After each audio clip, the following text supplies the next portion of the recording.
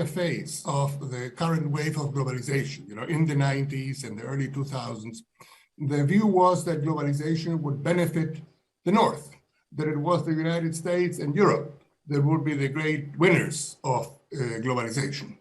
Now, what is happening now, I find is most fascinating.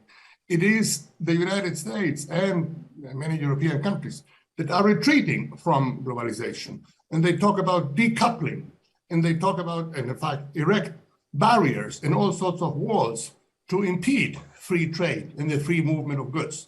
And it is countries like China and countries in Africa and in Latin America that say, no, we need free trade. So this is a remarkable turnaround that we have seen.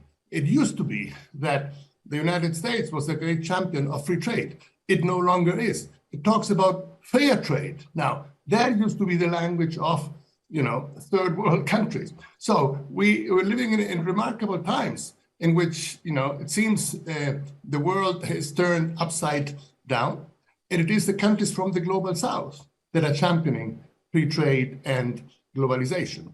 It is very important, it seems to me, that we keep that in mind as China contends with the issue of this deglobalization that we are seeing.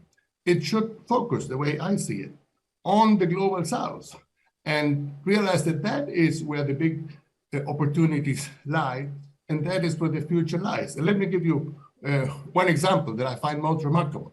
This example is BRI, the Belt and Road Initiative.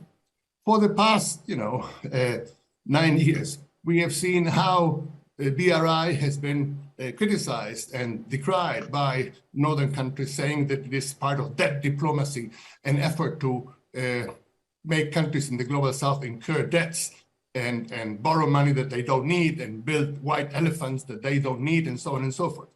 Suddenly, they have changed their tune. And the G7 came up with this thing, PGII, Partnership for Global Investment in Infrastructure, and realizing, yes, actually, the global south needs infrastructure. And so now countries in the north are also getting into the act. And it seems to me that is why China should persist in its approach of defending free trade, working with the global south, and moving forward on initiatives like BRI, because that is where the future lies.